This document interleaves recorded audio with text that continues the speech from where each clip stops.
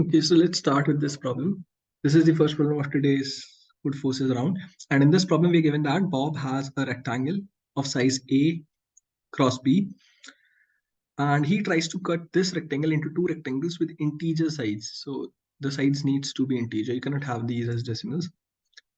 And two rectangles with integer sides by making a cut parallel to one of the sides of the original rectangle. Then Bob tries to form some other rectangle from the two resulting rectangles, and he can rotate and move these rectangles as he wishes. Now we need to note that if like two rectangles only differ by like if we rotate like one of them by 90 degrees and they are different, like upon rotating one of the rectangles by 90 degrees they remain different, so then only the two rectangles are considered different, otherwise they are considered same. So for example, 6 into 4 and 4 into 6 are same. Why? Because if you rotate the 6 into 4, it will become 4 into 6. So similarly, we have examples here. So coming to the test cases, the test constraints are that there will be around 10 to the power 4, at max 10 to the power 4 test cases, and both height, you can take them as length or height and length, are between 1 and 10 to the power 9. So we need to print yes if Bob will be able, or Bob can make another rectangle from A into B rectangle, which is different. And otherwise we need to print no. So this is a very naive problem. See, let's say this was the original rectangle. So there are two things that you can do. See, you can either cut in this direction, because see, there is only two ways that you can cut. Why? Because it's written in the problem statement that Bob will cut this in parallel to the sides. So there are these four sides. So either you'll be parallel to these two sides or to these two sides, right? So you have two options, like either like Bob has two options, either he'll cut in this vertical direction or in horizontal direction. But the thing is, let's consider cutting in vertical direction. So if we cut in vertical direction, you cannot cut anywhere. Why? See, eventually you have to place the resulting are these two, right? These are the resulting.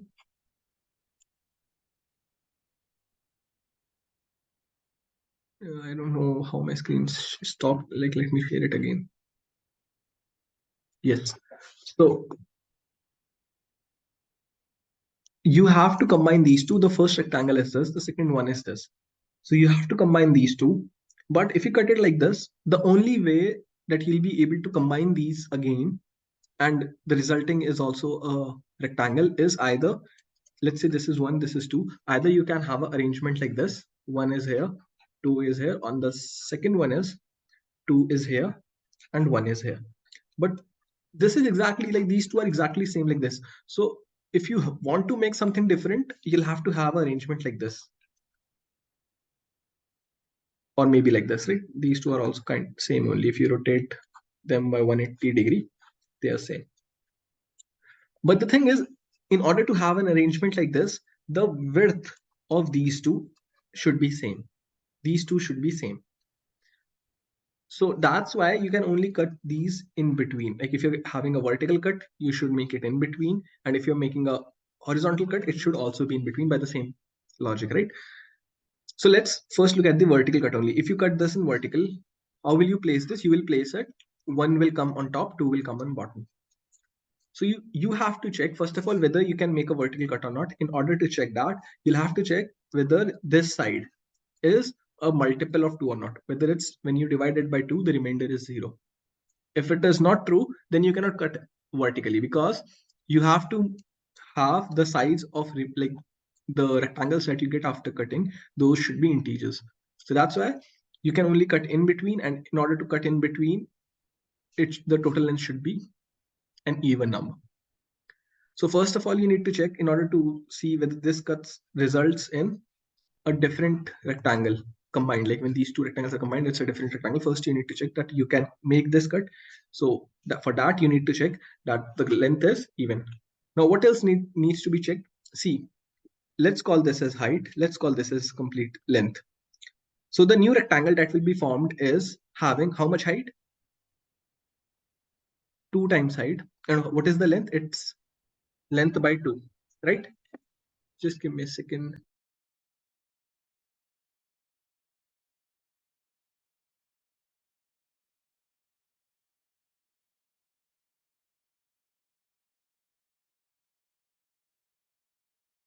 Yes. So the height will be 2h and the length will be L by 2, right?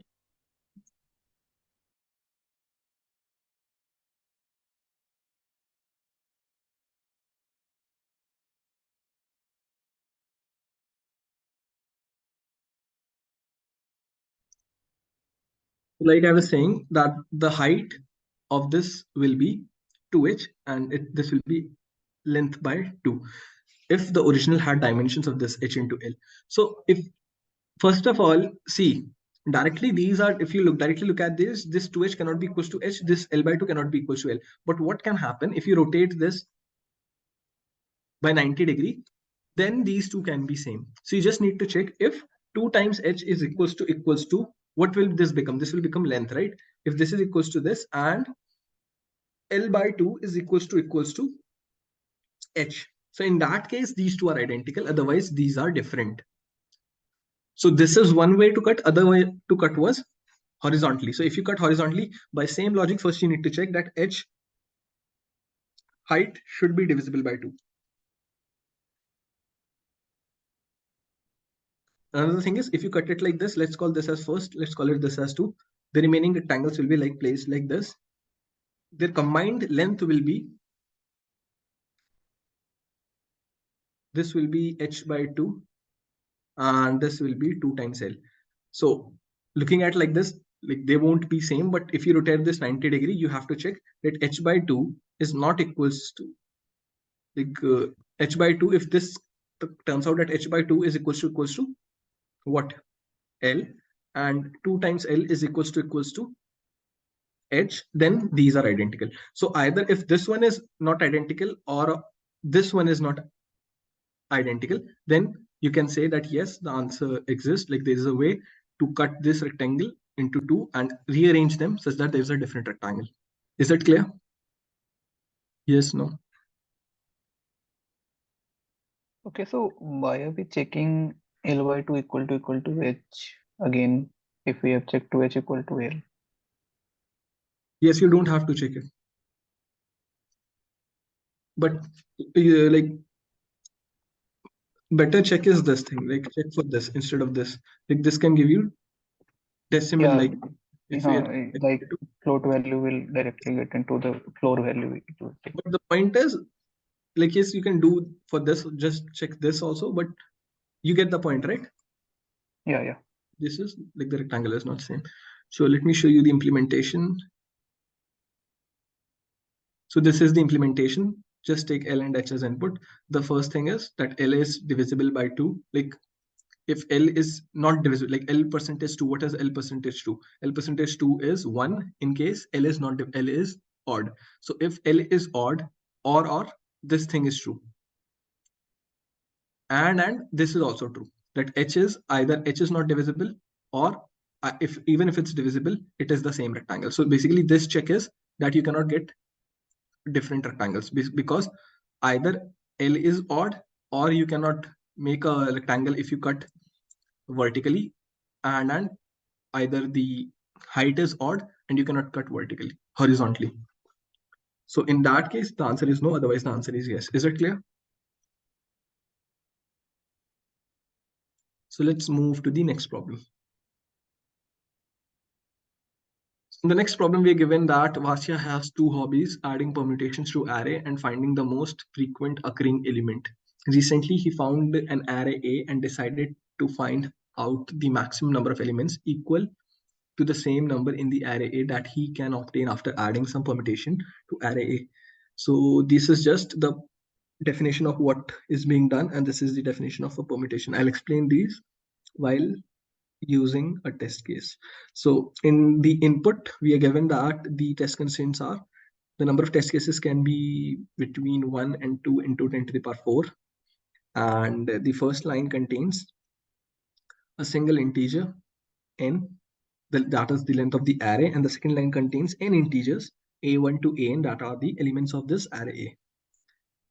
So finally, we need to print a single integer, that is the maximum number of elements that equal, that can be made equal after we add this permutation to array A. So let me explain what is being done. Let's take one test case also. What should we take?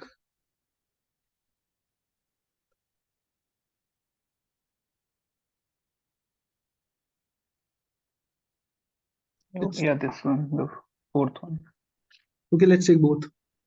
Okay. So first of all, what we have to do, see, we're given an array A, and there are some random values in this. So we have a permutation. What is a permutation? It's a arrangement of numbers from 1 to n, in which exactly each number from 1 to n occurs exactly once. So we have something like 1, 2, 3, 6, 5, 4. This is a permutation. So we'll add 1 to this, 2 to this, 3 to this, 6 to this, 5 to this, 4 to this. Finally, we'll get a new array. In this, we have to maximize the count, like we have to find what is the maximum frequency of a number that we can get. Maximum frequency or count of a number that we can get.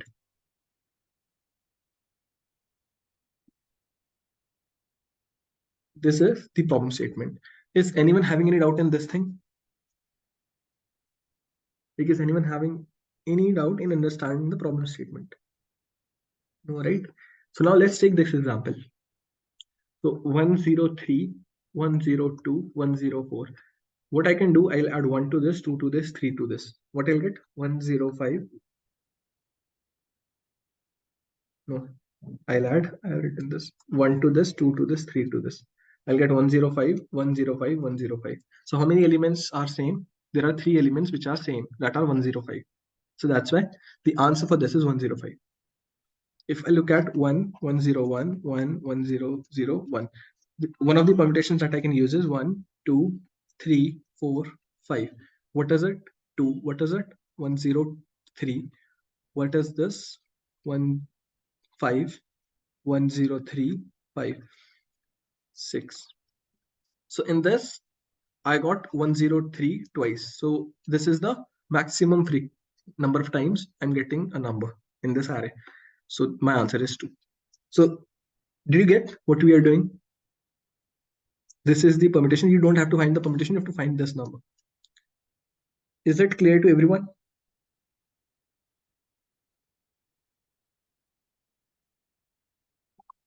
So one of the easiest way to do this is, see, you have these numbers, right?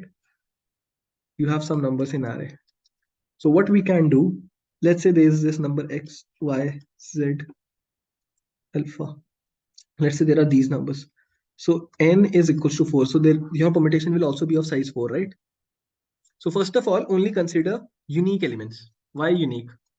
See, if there are 3 ones in your array, only one of these will contribute to being same. Like if eventually, let's say all numbers became 7. So if let's say there were 3 ones initially, only one of them will be 7. Try to understand this. You cannot make 2 ones equals to same value. See, because you're adding a permutation. In your permutation, no 2 values are same. So if you add something like a permutation, the values that will be added to these 2 ones will be different, because the permutation is having all unique numbers. So that's why what you can do, you can only start in your array A, you can consider only unique elements. Is anyone having any doubt in this? Consider only unique elements. Like instead of this, I can consider 1, 101, and 102, or 10. This will also give the same answer. Is anyone having any confusion about this? Like someone has. Yes, you can make a set or whatever. The point is, you can like consider array A as this also. So now the point is, let's say I have these 4 unique elements, and let's say n was 6. So I have a permutation of size 6. So what is the value, what is the range in which this number will be. Like if I can add either 1 or I can add maximum 6, anything in between I can add, right? For this also, I can add either 1 or 6, either 1 or 6, either 1 or 6. So this value will be between x plus 1. This value will be between x plus 1 and x plus 6 inclusive of these two. This will be between y plus 1 and y plus 6. This will be between z plus 1 and z plus 6. This will be between alpha plus 1 and alpha plus 6. Right? Inclusive. So let like I'll help you visualize what we are doing. Let's say that all values are unique, right? X, y, alpha, x, y, z, and let's say this was alpha. So x plus 6, let's say, is this. Y plus 6 is this. Z plus 6 is this. Alpha plus 6 is this. So these are just values, right? These are all values. Right? So now tell me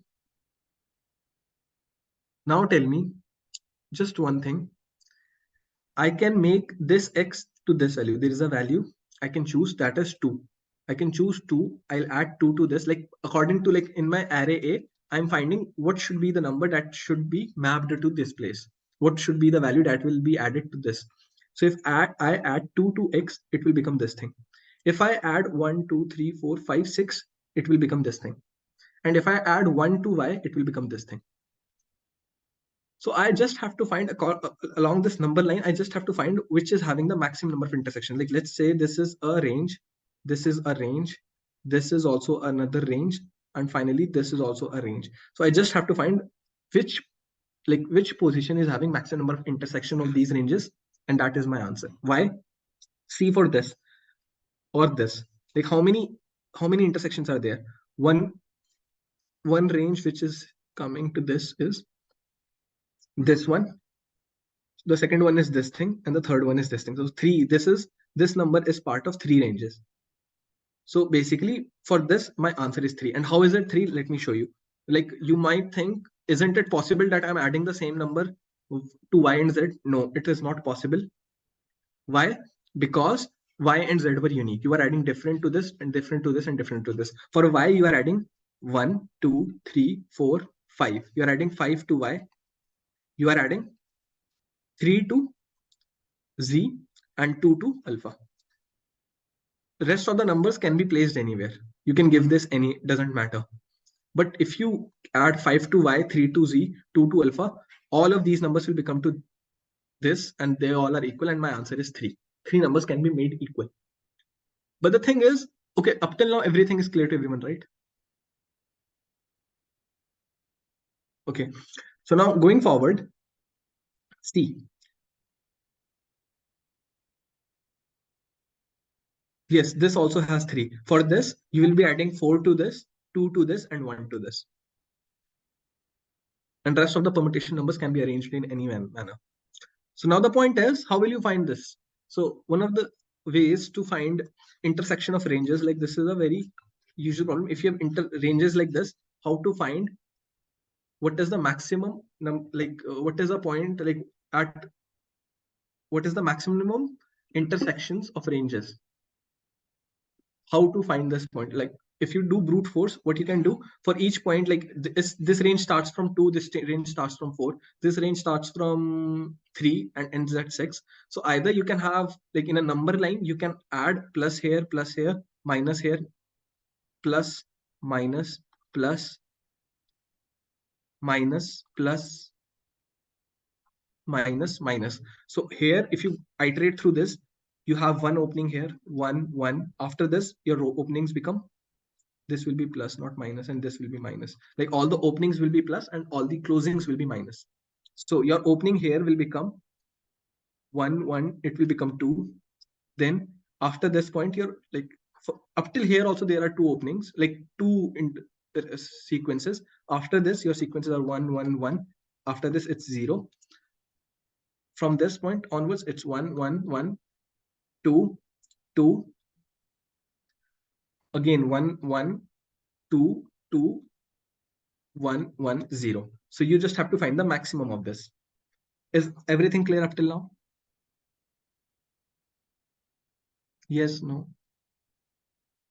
There is one problem in this, that the range over which we are doing this is huge. It's up till, it can go up till 10 to the power 9. If you look at the problem statement, the values are going from E is going like the array A values. The start values is array values, and this value is nothing but like this is fixed for us.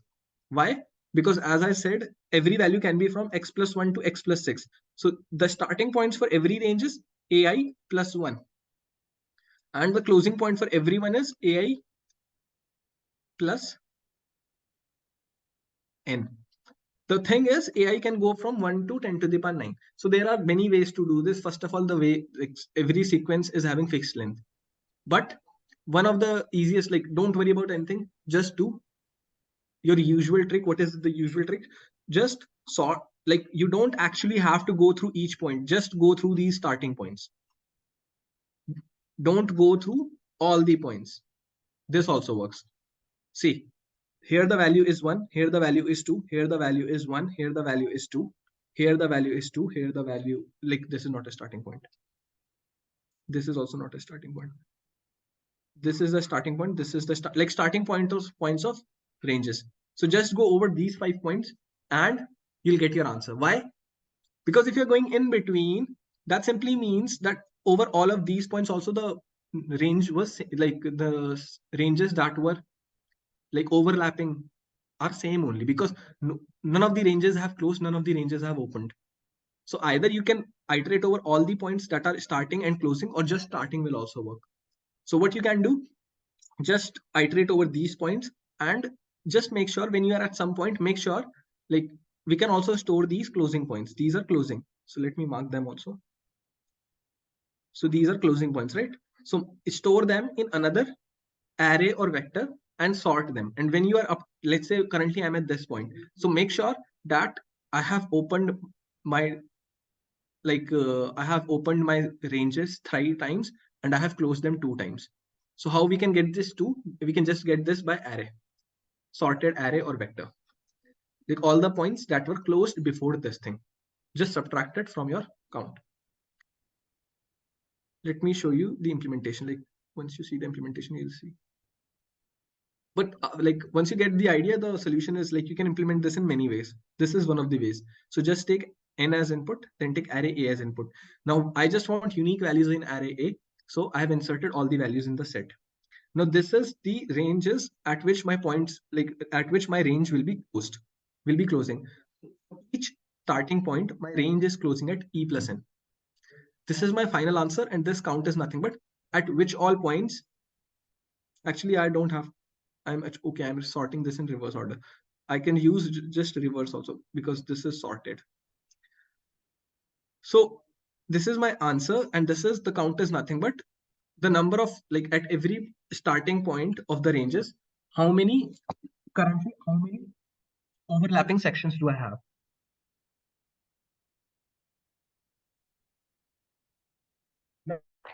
Now I'm iterating over my starting points. In my set, I have unique starting points, right? So I'll increase my count by 1. This means that from this point on, there is a new range which is starting. Then for all the ranges that have closed before this point, I'm closing them. Like I'm removing, that's why I have sorted my like remaining this vector in reverse order. Why? Because this is how like my, if let's say the values are, this was 3, 6, 9, 10, 13, and 14. So I'll sort my values like 14, 13, 10. This is, let's say 9, 6, and 2. So I'll write this again. So I'll have in my remaining or removing vector, I'll have my 14. These are the closing points where the like these ranges are ending. 9, 6, 2. So I have sorted these in reverse order. Why? I can see that, okay, I'll check the last value, whether it is less than my current starting point or not. This was not, like 9 is not actually a closing, it's a starting. So I'll check with this that, okay, at 9, currently this 2 is less. So I'll close this, I'll decrease my count by 1 and remove this from vector. Then I'll check for 6 also, delete it, and again check for this. Now this is 10 is more than 9. So this particular range is not closed. So that's why I'll not remove it from my vector. You can also do this using set also. If your set is having some size, just check what is the smallest value in your set. For closing also make a set. If this is confusing to you, don't do this sort or this thing. Just make another set.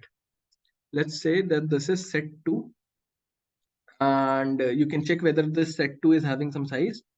You don't have to sort it. And just check whether set 2, like what is the smallest value in your set 2. So you can check it like this. The smallest value in your set 2, that is the earliest point at which range is closing, is either before this point or not, before this opening. If it is, remove it from your set. You cannot use this is pop back. This was push back, this is pop back. So you cannot do pop back on your set, you have to erase it. Finally, at this point, you get how many sections are opened. So you take maximum of answer or count and print it. Is it clear? Can I Yes. propose a little bit easy implementation, like what I have I done? What? Can I propose a little bit easy implementation? Okay. What do you mean by easy implementation? Like what I have done on this question. Like I have firstly made a vector that contains only the unique elements. Then I traverse on the vector going to each element and finding out how many numbers are between the element and Yes. element plus n minus 1 Yes. using lower bound and upper bound. Yes, that can also be done. But that is binary search, right? Yeah. This is sweep line method. Okay, So but both are doing same only, but yes, that can also be done. Just find how many values are between E and E plus N. So this is sweep line method, that is binary search. okay. Can you explain that once again? The binary search method. Yes. So what this is an awesome solution. So how do you come up with such during a contest? That's one question. The other one is the binary search one. See, for binary search, what you can do, see, these values are sorted only. So you just have to check how many values are between E and E plus N for each value E. So what you can do, you are at this position, you are at I, just apply lower bound or just do simple binary search, and your J should point at this value, the value which is just less than E plus N. Okay. Why less than E plus N? Because your value, this will eventually be E plus 1. This will become here, and the last value that you have chosen will become E plus N. But okay, that is okay. So just check what is the maximum position J at which you can be, for which the value, sort your array A. These are your array A values. And finally, for each this, your answer is nothing but J maximum of I answer, comma, J minus I plus 1. These all values can be made equal. Is it making sense? Yes, no? Just like what we were doing here, we were doing this thing, right? How many points are overlapping? So this is all the same thing. How many values are in this E plus N? Because all of them will be overlapping at this point. All of them will overlap at this thing. So that's why. Yes, what was the second question?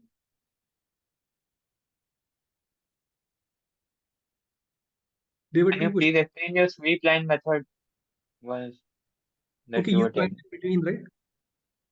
No, the code part, the implementation part. Understood this. Okay. The code part is just use a set or a vector to store the closing points, and these are the opening points. Iterate through the opening points, increase your count by 1 because your sequences are opening, and in your second set or vector in which you have the closing points, just keep checking how many points are less than your current opening, and for those, just remove them from your set and decrease your count by 1 because some ranges are closing, some sequences like which were opened earlier have closed. Finally, for In each point, second while loop, you are removing the closing points. yes. Is So it clear? actually, we are starting from the starting point at the first of the point, And being a set, it will be in sorted order. Yes.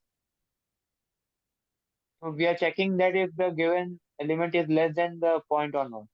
Yes, these closing points, like some ranges have closed. If they closed before this point, you have to remove them. They are not overlapping anymore. Those are closed. Okay. Okay.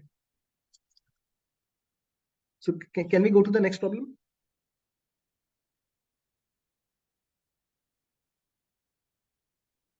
Okay. So let's go to the next problem. So the next problem is this. In this, we are given in a well-known school, a physical education lesson took place. As usual, everyone was lined up and asked to settle in the first kth position. Now, as is known, settling in the first kth position occurs as follows. The first k people have numbers 1 to k, and the next k minus 2 people have numbers from k minus 1 to 2, and the next k people have again from 1 to k, and this continues. So now there's a boy, Vasya, constantly forgets everything. For example, he forgot what was k, but he remembers the position he occupied in the line as well as the number he received during the settling. So we have to find how many natural numbers k fit under the given constraint. So let me explain what is being asked. See, we have arrangement like this: 1, 2, 3.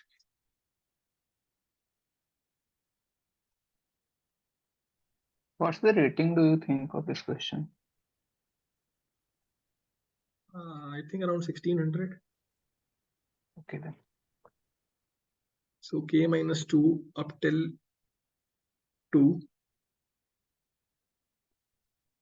And from this point, like from 2, the values will again decrease.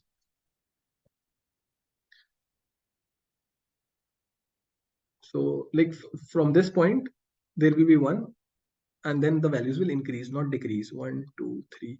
So like for k is equals to 5, I will have something like 1, 2, 3, 4, 5, 4, 3, 2, 1, 2, 3, 4, 5. Then again 4, 3, 2, 1. Like this will continue. And the actual values, the position says 1, 2, 3, 4, 5, 6, 7, 8, 9, 10, 11, 12. Like this, right? So we are given these two numbers. Like this is the number that is given after settling 2, and this is the actual number 10. So we have to find what all values of k will satisfy. Like this, for k is equals to 5 is this. For k is equals to, let's say 2, there is 1, 2, 1, 2, 1, 2, 1, 2, 1, 2. So this also satisfies. So k is equals to 5 satisfies, k is equals to 2 satisfies. Let's look at some more example. For k is equals to, let's say k is 8. No, k is, this is one of the test cases. So in that thing, we have k is 3. So if k is 3, what will I have? What kind of arrangement will I have? K is 3. So I'll have 1, 2, 3, 2, 1, 2, 3, 2, 1, 2, 2, right? 3. Like this way it will continue.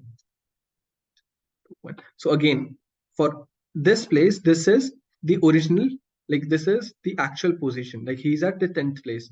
But after settling, he'll get this number 2 when k was 5. He'll get this number 2 when k was 2. He'll get this number 2 when k was 3. Also for, let's check for 6. So 1, 2, 3, 4, 5, 6, 4, 3, 5, 4, 3, 2. So again 2. So there are these, k can be anything out of these, either 5, 2, 3, or 6. So that's why when n is equals to 10, that is the actual place is 10th, and after settling he got a value as 2. For this particular case, we have 4 values of k that satisfies. So the answer is 4. Is the problem statement clear?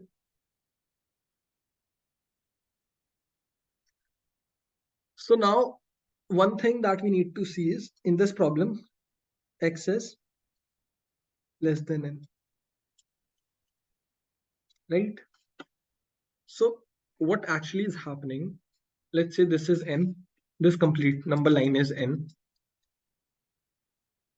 He is at this point, this is n. And the value here, I'm going to plot like how the values will go. At this point, it's 1, then it will become 2, then it will become 3, then at some point it will become k. Then it will come down, again go back up, down, up. This point is 1. This point is 1.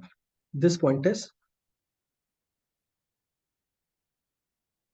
this point is k. And we have to find, like, this is one possible value, one way to have k, like the max value. The another way is like how do this thing change if k changes. So this slope will remain same. Why? Because each time we are increasing by 1.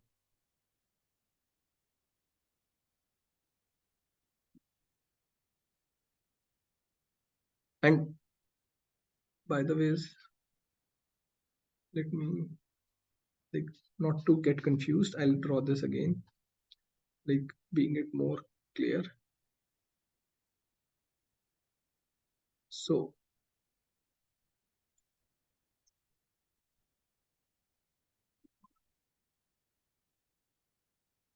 this is the value, right?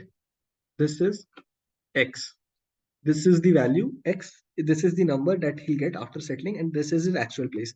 So now how is this different? Like, how can I make this same for different cases? So see, for this also,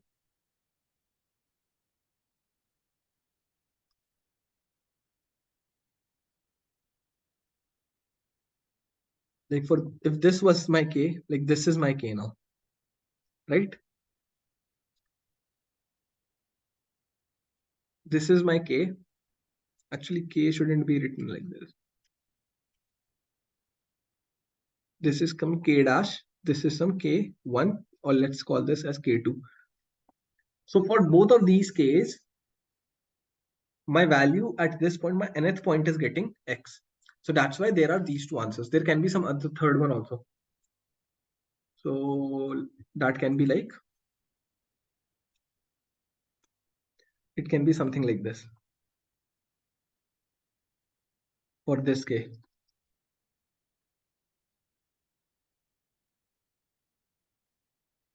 Right? This point is still having the value as x.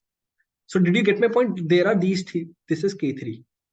So we have to count all of these k's for which this is getting this value. There can be some other k also for like this. This is k4. Right? Did you get my point? What we have to find? So how to do this?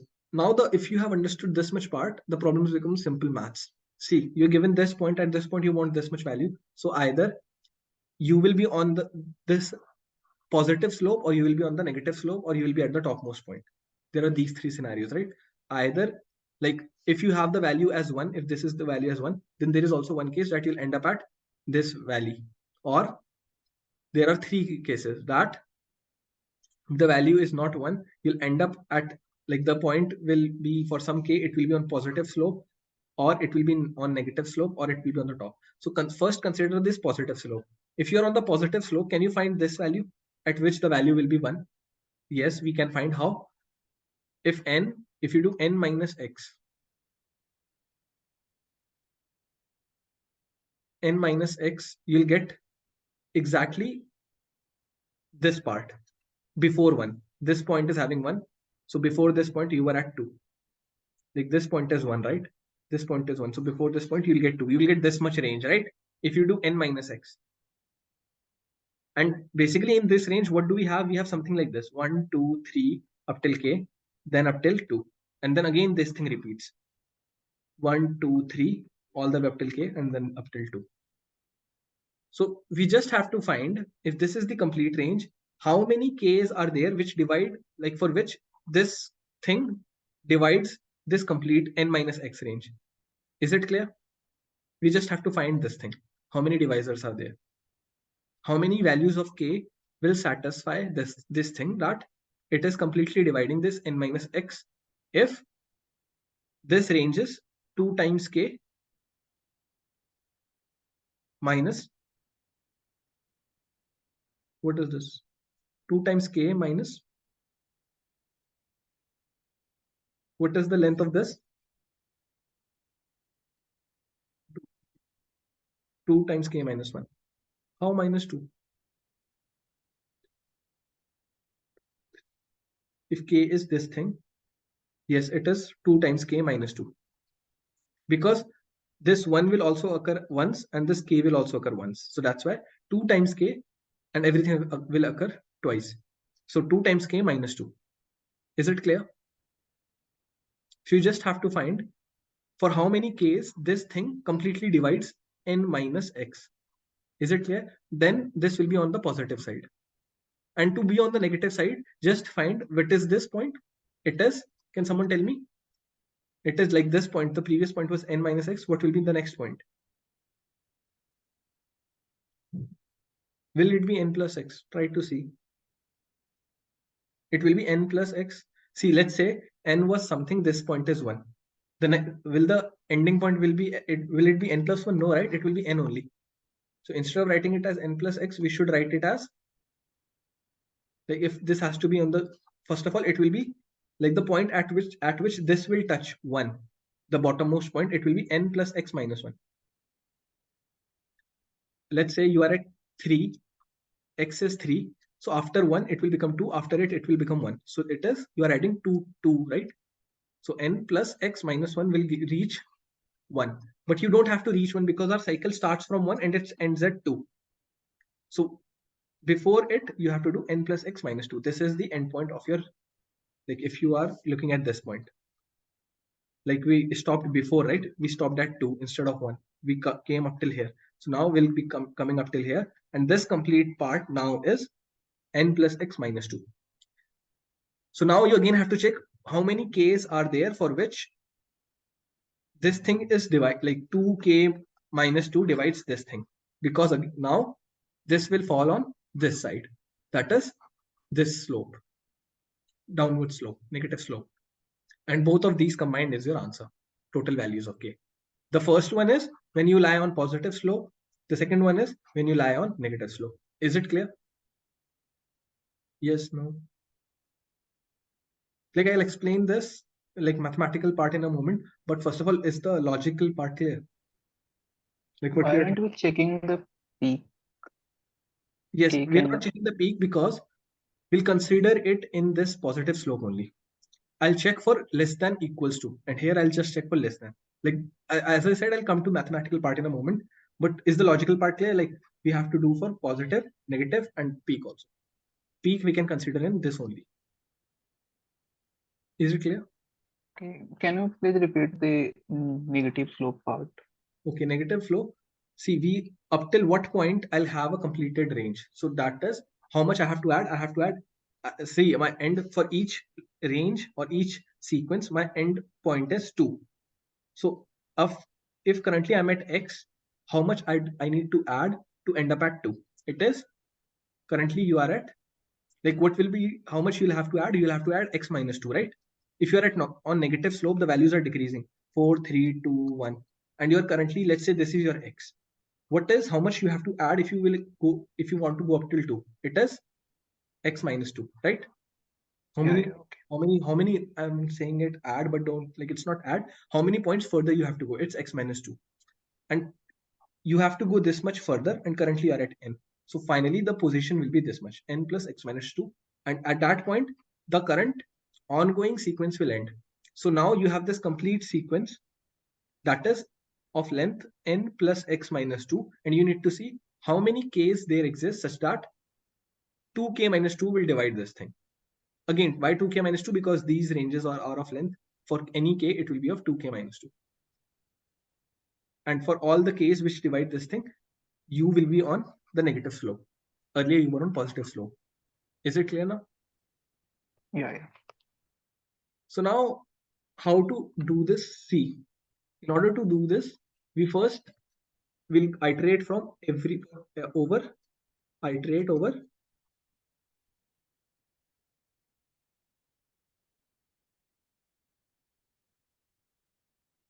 what? First, like, on left hand side, we had n minus x. So we have to divide n minus x. So iterate over all divisors of n minus x. And we'll choose square root method. Like, don't simply, like, brute force. we'll use square root method. We'll only go up till square root of n minus x, and we'll check if n minus x, let's say, is divisible by d. If this thing is true, then we need to check for two things. What can someone tell me? First of all, the divisor should be even. Why? Like, let's say this is your k. This should be even. No, this thing 2k minus 2.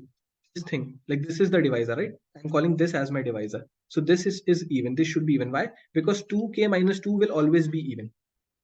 You can write this as 2 into k minus 1. So this is always even. So that's why if d is current divisor of n minus x, you are trying to see if this can be equals to this. Like you can have d written as 2k minus 2 for some k. So that's why d needs to be even. First of all, d needs to be even. D is even. And what is the second thing? Can someone tell me? The second check needs to be that your k, that you get the k should be more than or equals to x. If k is not more than or equals to x, this simply means that this is what you have found. You have found a value, but you are not reaching that point. Hypothetically speaking, the slope was perfect, but you got up till this point and then you went down. So that's why you need to see that the point, this is the k for this. It is going well beyond x. So it should be more than or equals to. Why equals to? Because if it is equal, k is equals to x, then it is that case. It is coming at peak. If k is equals to x, the k that you get from here, this is your d divisor. So d is equals to 2k plus 1. From this, 2k not plus 1, 2k minus 2. So d is equals to this. From this, you can find your k. And from this k, what do we do? If for this k, if you see that for this k, it's more than or equals to x, then you're good to go. You'll include this in your answer. If k is less than x, then don't include in your answer. And this includes getting this peak also. Is it clear? For getting the values on positive sides. And for negative side, we'll do the exact same thing, but instead for n plus x minus 2, we'll find all the divisors of n plus x minus 2, again using square root method. Then we'll first check that this thing, if this is divisor, if let's say currently d is divisor of this thing, then we first need to check that d is even. Why? Again, for the same reason that it needs to be even. And we'll check that we find k, and that k should be only more than x, not equals to, because if it's equals to, then again it's on the peak, but we have already considered peak. Is it clear?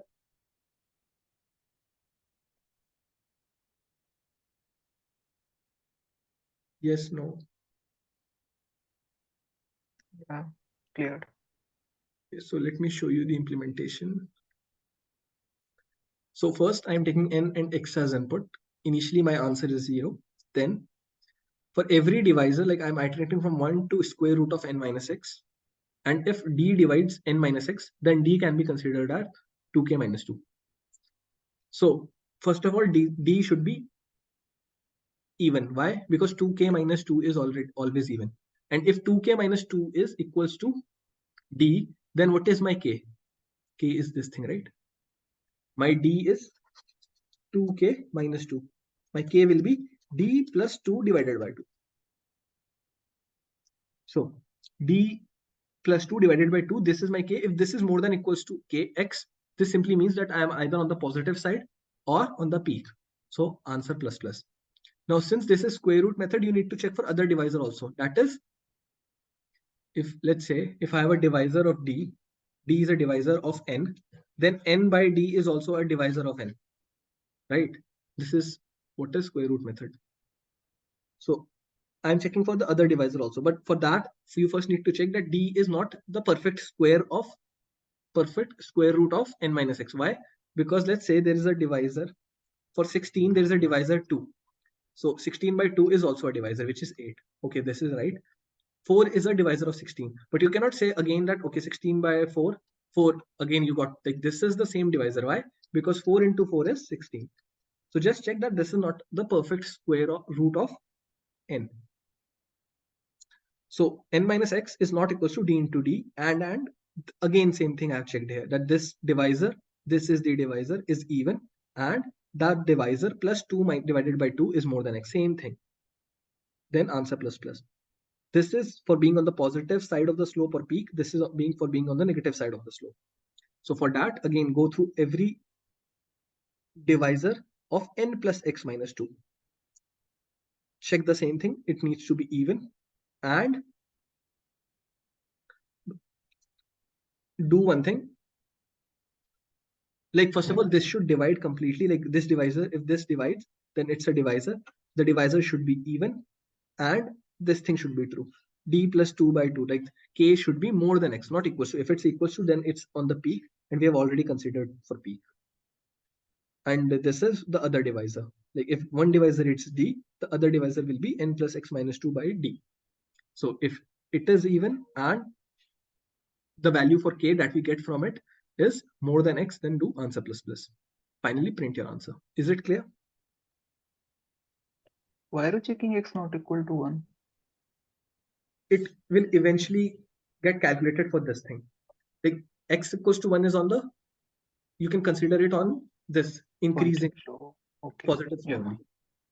And it won't be considered in negative flow. Why? Can someone tell me?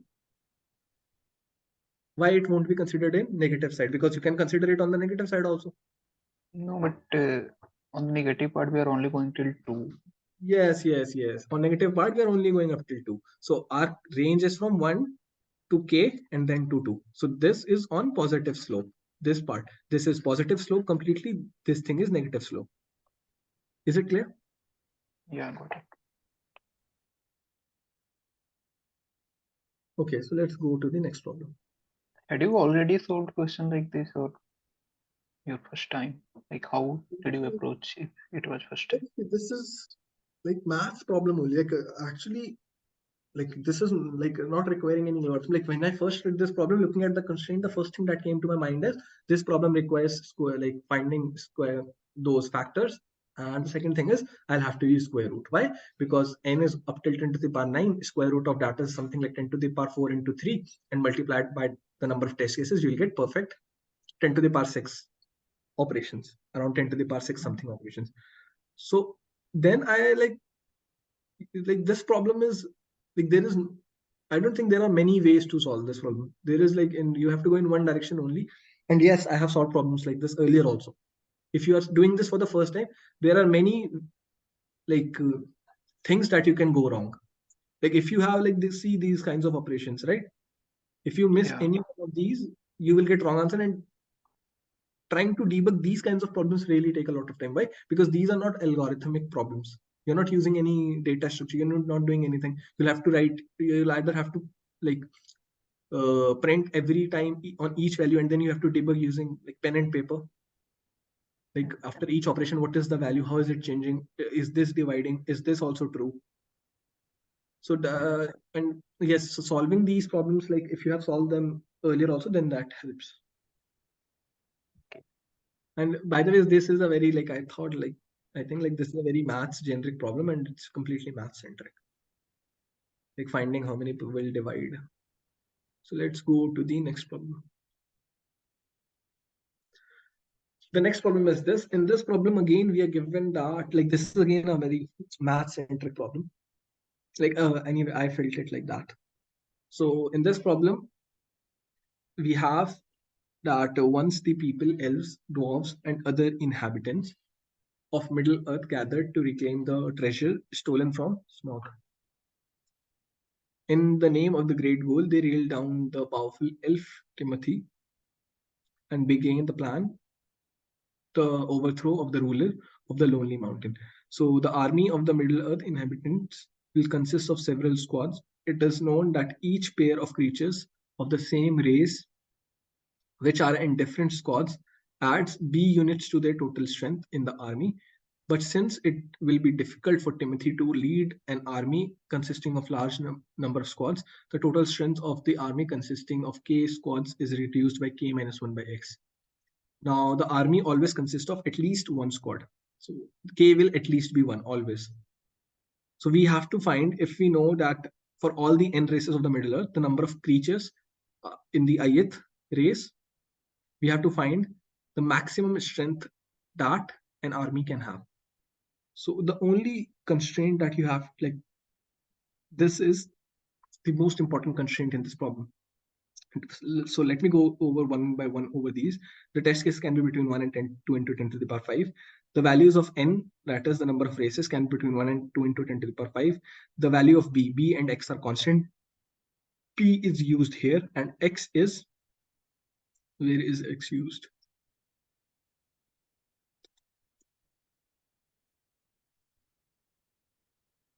X was used somewhere, right? This thing, okay. X is used here and B is used here, sorry.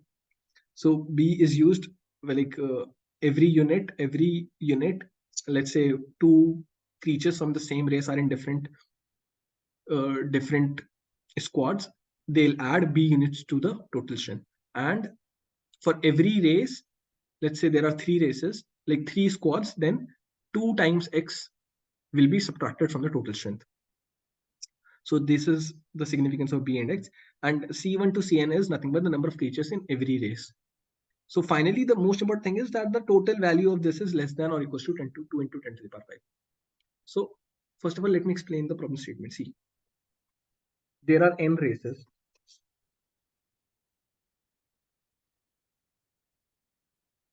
Each race is having some value, like some number of creatures, alpha, beta, gamma, delta.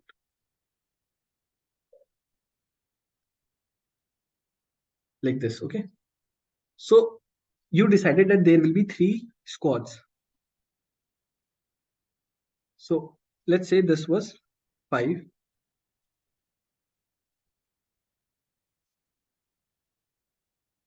This was 3, this was 2, this was 1, this was 7, this was 6. You decided that this alpha 5, all will remain in this only. Okay, like this is how I'm making my squad. All will remain in this. Beta is equals to 3. One will be in this, one will be in this, one will be in this. So these two are in different pairs, like different squads, and these are also in different squads, and this is also in different squad. So there are 3 pairs here for which are in different squads. So 3 times B will get added to the strength. Alpha gamma is 2. One will be in this, one will be in this squad.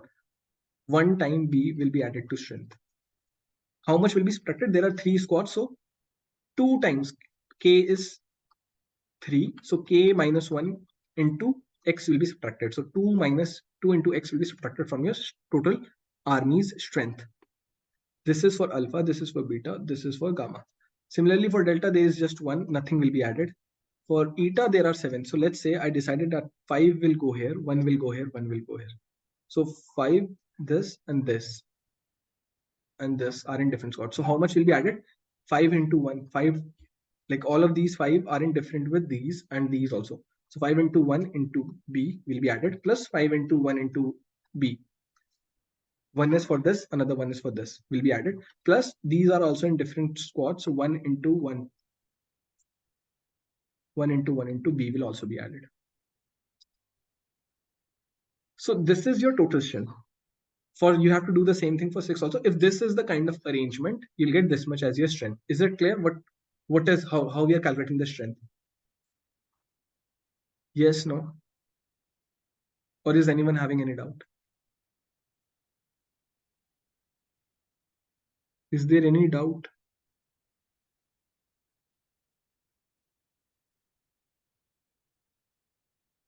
See, there are 3 people of this beta race. One will go in first squad, one will go in second squad, one will go in third squad. Now, how many different pair of these people you can get? How many like pairs you have such that each one belongs to different squad? So there are 3.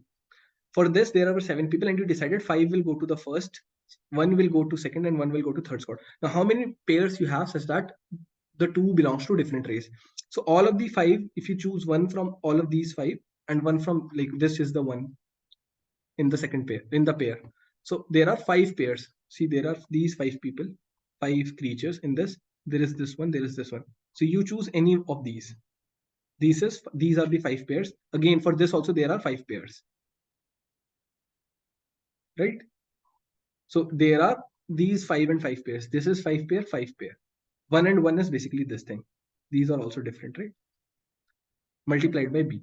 So all the number of pairs multiplied by B, all the number of pairs for which both belong to same race but different squads, multiplied B will get added to your army strength, and K is the total number of squads minus 1 multiplied by X will get subtracted. Is it clear?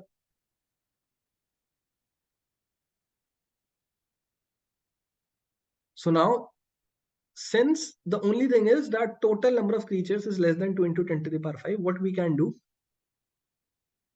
we can calculate for each, like if we are having 2 squads, 3 squads, how many squads we can have? We can have maximum number of squads can be equals to maximum total number of creatures. Each will be in its own army.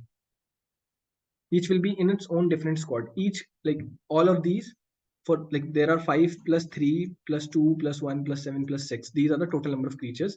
For each of these, there will be different squads. So that is the total number of squads that we can have. For each of those values, we'll calculate the total strength. Total strength. We'll calculate this thing. Right? And since the total number of creatures that there can be will be between 2 into 10 to the power 5 only, 1 and 2 into 10 to the power 5 for all test cases. That's why we are able to do this, that for each, if let's say there are if let's say there are I squads, what is the total strength? And how to calculate this? We can iterate over, like for let's say for ith race, there are CI creatures.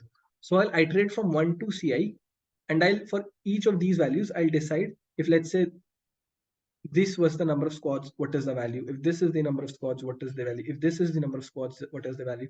If this is the number of squads, what is the value?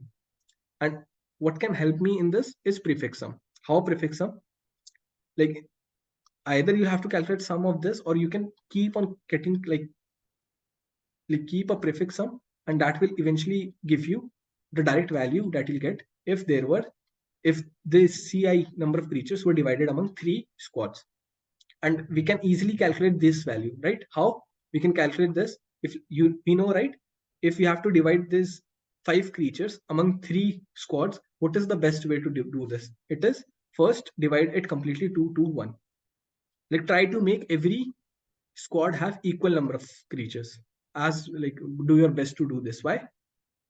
Because if you have every creature in one squad, then you get 0 strength. But if you have like this 2 to 1, then you can get the maximum number of pairs. You can do this using differentiation also, by the way. You can like back up this proof using differentiation, that the best way to distribute these is equally. So just calculate the prefix for these, and we can do this for every race, like for every race number of creatures, how many times each creature is there. And eventually we'll check for every I, what is, like if I had these many squads, what is the value? If I had these many squads, what is the value? So like it will become confusing. Let me show you the code once. Like the code is very simple. First I have taken N, B and X as input. My maximum value is 0. What is this maximum? I'll tell you what is maximum. Maximum is nothing but the maximum number of creatures in a race. That is the maximum number of, eventually, like there is no point making more squads than that, logically, right? So I'm iterating through each race. I'm taking the number of creatures in that. This is the number of creatures. Max will hold my maximum number of creatures. Now I'm taking prefix values, like prefix sum values. So if let's say I decided to make 2 squads out of this, I'm going from 2 squad to the number of creatures in this race. Like for each, I'm calculating this. And by the way, don't think that this is a this is a nested loop. So why is like the time limit not exceeding? Because this internal loop will only run at max 2 into 10 to the power 5 times, because it's given that the total value of this y number of creatures is 2 into 10 to the power 5. So this is the remainder. This is the quotient. Number of creatures, like I'm trying to divide, and this is the number of pairs. So this is very simple, y into y minus 1 by 2. So each of these will have this quotient number of, like everyone will have at least this quotient number of creatures. Like every squad will have this q number of creatures, and the remaining r will go to, each one will go to, like there will be r such squads which will have one more creature of this race. So that's why this is how I have calculated the total number of pairs. This is K is nothing but the current number of squads that I have. Okay. This is the remainder. So this will have one less, the remaining will have one more. So in what I'm doing, I'm only adding the value that needs to be added at this point. Like value is this, which is calculated to total number of pairs minus previous. Why minus previous? Like I said, eventually I want the prefix, like prefix sum to be maintained, like the only value that is being added or subtracted, not the actual values at those points. So previous becomes value, and answer in answer K, I'll add value minus previous. Whatever was previous gets subtracted from this value. So only the number of pairs that got increased for this race if I increase one more squad. Finally, what is my answer? I'm iterating from 1 to the maximum number of squads that I can have, and I'm checking, like I'm taking prefix sum, and then my answer is nothing but answer. This is the total strength that I can get times B. Like this is the total number of pairs that I can get times B. This is the total positive strength, and subtracted by, currently I am having I squads. So if you're having I squads, I minus 1 will give, I minus 1 is nothing but K minus 1. So I minus 1 into X. This is the negative part. So this is your total strength if you have I as your number of squads, and answer I is nothing but the maximum number of pairs that you can get. Finally, we can print our answer. Is it clear?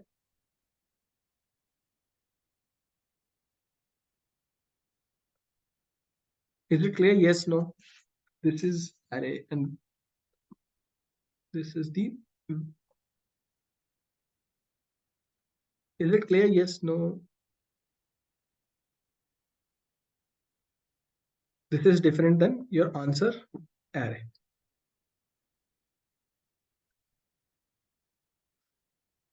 This is just like also like very mathematical, but try to understand, like the only thing is that the maximum number, like the total number of creatures is less than or equals to 2 into 10 to the power 5 over all test cases. So we just need to use that only, and this is the rest is complete brute force. Calculate for each I, like if there that is the number of squads, what is the total strength? And for that, the maximum number of pairs that we can get if the current number of creatures is Y and K is the number of squads. So for this race, what is the maximum number of pairs that I can get? So this is it. So this is the total number of, like, divided Y into Y. This is the total number of pairs that you could have got minus the remaining, like the remain this R remainder will only go to, like R number of squads will have one extra, and Q number of everyone will get Q number of Q number of creatures will be there in every squad, and there will be R squads that will have one extra creature.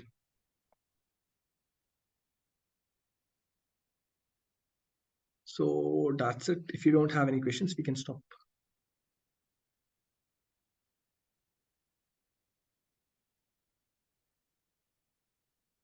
Oh, yep. Thanks for joining, and bye-bye.